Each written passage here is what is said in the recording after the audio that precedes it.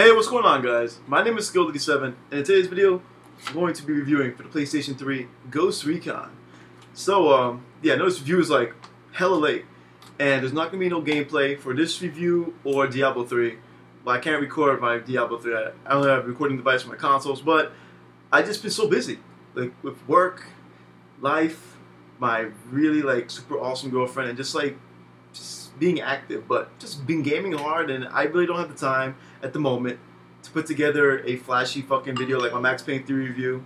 So I decided that, you know, I want to get this review out there because I got a lot to say about this game, and so it's going to be like old school Answer Snake style, so let's get on with this review. This game is a prime example, a pure prime example of hit and miss. Every time this game does something right, it does something wrong. Every time this game has an awesome concept, it has a bad concept. This game doesn't do anything relatively amazing, but it manages to be a game that I can recommend at the end of this review to those looking for a new game to play as far as third-person shooters are concerned, and it has a strong community. Like, it's one of those games where Ghost Recon has always been one of those games where, you know, if you're looking for an online game that isn't Call of Duty, Halo, Gears of War, you want something with a strong community, Ghost Recon's always had a strong community. So, let's get on with the review. Let's start out with the story. The story is another typical America versus Russia, nukes involved, revenge, conspiracy, military fucking, story. Very unoriginal, very boring, very uninspired. I'm a firm believer. There's lots of military games out there. There's the the Battlefield franchise, the Bad Company franchise, Ghost Recon, of course. You have Call of Duties. You have other military-based campaigns. But to me, my honest opinion, like, I played them all. You know, you can say what you want about Call of Duty, but to me, my honest opinion, when it comes to single-player campaigns, none are as in-depth or as in detail or make you feel some type of way or connection with a character like the Call of Duty games do as far as military single-player campaigns are concerned. The military, this military campaign for Ghost Recon, it has some memorable moments, but the characters are boring. Like, none of them are memorable. Like, I felt no type of way for these characters at all. Besides the fact that the environments you'll be visiting in the story are pretty fucking cool, like, the story itself is boring. I never really felt like, oh man, I'm part of the Ghost team. Sweet, like, I never really felt like that. Like, the campaign, I played it because it was enjoyable because of the places I visited and the stealthy gameplay that I was really into. But as far as the story was concerned for the campaign, it was really just blah. So I'm being really fucking honest. I'm looking forward to this game, but the campaign from a story perspective and, reason to play it was not like good at all. Graphically, this game is like this, the hit and miss. Graphically, this game looks dated as shit. It looks like a 360 game from when the 360 first debuted. It looks like, some people call it like the best looking PS2 game around. And with that said, this game has some sick environments, and especially in the single player campaign. Granted, the graphics look dated.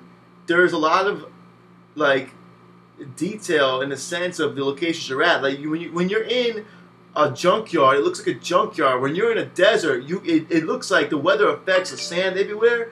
It looks like a fucking desert. When you are in the middle of the ocean and there's snow everywhere, like there's iceberg snow, and you're on like an abandoned ship and doing shit like that, and the weather effects, the environments and weather effects in this game are excellent. Like when the landscaping in this game is fantastic. When you're on farms, shit looks like farms. Like when you're in like bases, shit looks like it looks legit. But then when you look into the attention to details, as far as like the graphics are concerned, they just look dated as shit. I'm just like, oh god, hit and miss. Another hit and miss is the sound. Like, the voice acting was really mellowed out and uninspired. The gun sounds are some of the worst I've ever heard in gaming. The AK sounds like a fucking like pea shooter. The pistol sounds like, you know them gun you used to play with a little kid that shot a little pop pop pop? It sounds like that. Alright? The sniper rifles aren't even intimidating. Sniper rifles, and like by traditional standards, sniper rifles are supposed to be intimidating. They're supposed to sound like boom. You know, machine guns, they don't sound like boom. All I hear is plat, plat, plat, plat. Like, are you kidding me? Cool story, bro. It's a military shooter. Call of Duty, a game that's not even known for its sound effects, but the guns have better fucking sound effects. Uncharted 3, a game that's rated teen, has better gun sound effects than Ghost Recon. But then, that's the miss. Here's the hit. When you play a single-player campaign, to me, I thought this was cool as shit. Instead of a traditional soundtrack that you would hear like in Battlefield or Gears of War, like any game like that's to do with like war and shit, like you try to get that epic moment feel. Ghost Recon is dubstep. I'm like, what? Like I'm over here like fighting enemies, and I'm hearing like, you know, what people call robots having sex, all that, basically dubstep. I'm just like, okay, this is different. This is interesting. Dubstep in a fucking video game, a futuristic military video game, dubstep. So I thought that was pretty cool. I thought that was a nice touch. It actually fit. That was the crazy part. It fit. It wasn't random dubstep. You could tell it was dubstep made specifically for the game. So, you know, the dubstep would change depending on the situation you were in. But it worked, and I thought that was a nice touch. The gun sound effects were weak. The voice acting was very bad, uninspired. Like, there was no emotion. But the ambiance, like the dubstep, that was interesting. The controls, not bad. Not bad at all. The best way to describe the controls and how the game plays, it's like Gears of War and SOCOM mixed together. My controller. When you play the game, right, your character's gonna be on the left side of the screen, and you can change them by pressing L3. It'll go to the right side of the screen, similar to SOCOM. And you know, when you hold L1, the guy goes, you know, he zooms in and shit. You can press R3 to get you can get the over-shoulder view, or from the over-shoulder view, you can go to the first-person view mode, and which is pretty cool once you get the hang of it. I actually kind of like that concept. You know, like Gears of War, you will hold A or X if you're on PS3 to run, and then while you're running at high speed, you have very little control of how well you turn. The cover system is pretty damn nice. You know, the snap-on cover system is similar to Gears of War. Like SOCOM, you can stand, crouch, go prone. You can even roll while you're in prone. So it has like the heavy Gears of War mechanics, the way the control feels, but then like the freedom of SOCOM games where you can make your character like be one with the wall and roll around and shit. Couple of issues I have with the controls though. I don't like the fact that you have to hold fucking square for like 1,000 years to pick up a weapon. I don't like the fact that like the cover system in this game had like one flaw. Like when you're moving left and right in cover, sometimes your character would turn all his body all the way around and move left. Then sometimes he'll moonwalk backwards, and it's like, god damn it, because now your shoulder's in the wrong position, and when I want to fucking aim this way, you're not going to aim this way. But then when you're in a different gunfight, all of a sudden he actually does what you want him to do, and you're like, cool story, bro. Why couldn't you fucking do it the last time I fucking died? Like, sometimes the game works against you, and your character doesn't move around the way you would want him to behind cover. Sometimes he'll moonwalk, sometimes he'll fucking turn his entire body, and I felt that that's fucking stupid, because in other games like Uncharted, and especially Gears of War, like the game can like tell like what you want. Like, you can tell, okay, the player's gonna want the character to fucking move his entire body, so his shoulders a certain way, so he can actually move, you know, the right way and shit, and the game doesn't fucking do it all the damn time. But other than that, the controls basically feel tactical. It's a tactical third-person shooter. You know, they get the job done, except for the whole holding square for 1,000 years to switch weapons. Let me see, sound, graphics, control. The online, oh no, a couple of gripes up with the game. The online's excellent, and then at the same time, the online could have been better. Like, the single-player campaign can be played with up to 4 people, but you can only play with your friends. That's stupid. Why can't I search for people online to play with?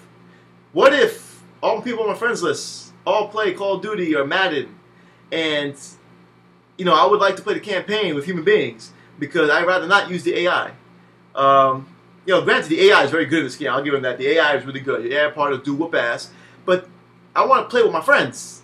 But, you know, none of my friends have the game, so I can't search. So now I gotta like beg my friends to buy the game because, you know, cool story, bro. Like, there is no online search function to play single player campaign. You gotta play with your friends. And if they don't fucking have the game, you play them by yourself with the AI. Same thing, this game has a Horde mode. It's called Guerilla Mode. Basically, Ghost Recon's approach at Horde mode. And it's really fucking cool. It's real nifty. You know, it's 50 waves per stage. Every 10 rounds, it turns like to a little stealth game.